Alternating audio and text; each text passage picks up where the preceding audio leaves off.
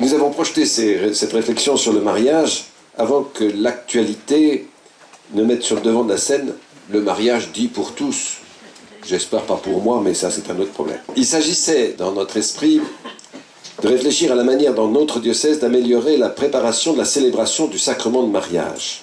Nous sommes partis pour une année de réflexion. C'est-à-dire que le 11 février l'année prochaine, je demande à tous ceux qui le peuvent, que ce soit des secteurs, des paroisses, des mouvements, des services, des groupes de préparation au mariage, de préparer un petit rapport pour que le 5 avril 2014, nous ayons la fin de ces assises diocésaines et qu'elles soient construites à partir, comme on dit, de vos bonnes pratiques, de vos réflexions et de vos questions.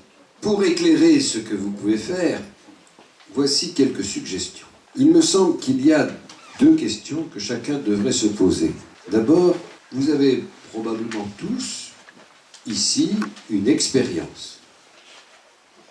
Eh bien, dans cette expérience, qu'est-ce qui vous semble le plus utile à diffuser autour de vous? Parce que c'est une bonne pratique, ça marche, ça aide des gens.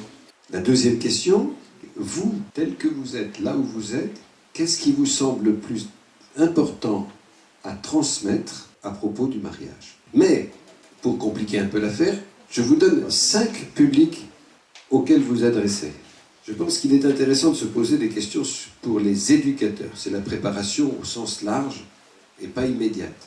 Aux parents, aux responsables d'aumônerie, dans l'enseignement catholique, tout en sachant que les éducateurs sont face à des enfants qui sont marqués par des vies familiales ou des ruptures familiales, des difficultés. On ne peut pas dire exactement n'importe quoi, on ne peut pas amener des enfants à juger leurs parents.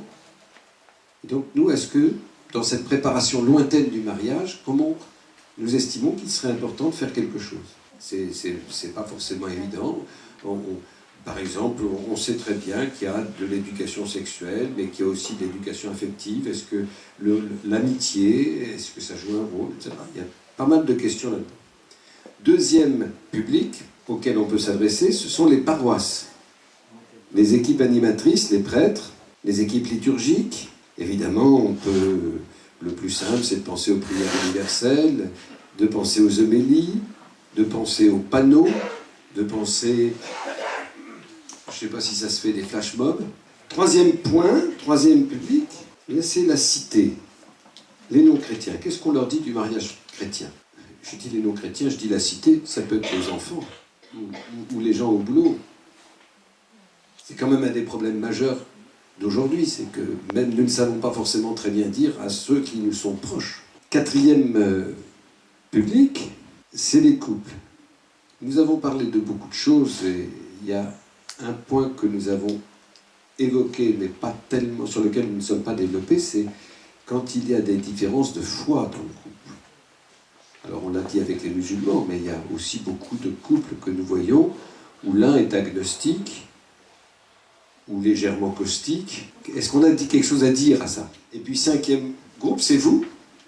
Qu'est-ce que nous disons sur se préparer à préparer au mariage et sur la préparation au mariage? Alors on a évoqué beaucoup de questions sur la liturgie, sur la sexualité, sur des tas de choses. Les questions, les publics, qu'est-ce que vous pouvez dire? Vous pouvez dire des convictions, mais vous pouvez aussi parler de méthode. Tout à l'heure, Monseigneur Borden a dit, tiens, voilà, ce que je dis, c'est au fond une espèce de suivi pédagogique. Des instruments. Si vous me permettez, je vous dirais, c'est très bien, mais on a évoqué quelque chose qui me semble essentiel dans le diocèse, c'est de penser à toutes ces questions dans un milieu qui n'est pas homogène. Et il est évident, à mon sens, que même si le sacrement est le même, si le sauveur est le même, la relation au sauveur n'est pas la même suivant les cultures que nous avons. Et il me semble important de se dire, quand nous avons des gens qui sont très attachés au rite, c'est pas tout à fait la même chose que des personnes qui veulent réfléchir au sens. quelquefois, nous avons l'impression que ce que nous pouvons donner ne correspond pas exactement à la culture des personnes à qui nous nous adressons. Je ne vous donnerai pas d'autres directives, c'est déjà pas mal. Nous avons 1 an pour réfléchir. Je vous rappelle que nous essayons de former des gens à vivre le mieux possible une vie de couple. Et bien sûr, nous souhaitons que les gens se marient. Et il serait très très mauvais que nous terminions en disant « Écoutez, ce qui s'est toujours fait, c'était très très bien, mais il faut penser aux gens d'aujourd'hui, à ceux que nous rencontrons, pour les faire grandir, les faire évoluer et leur annoncer l'Évangile. »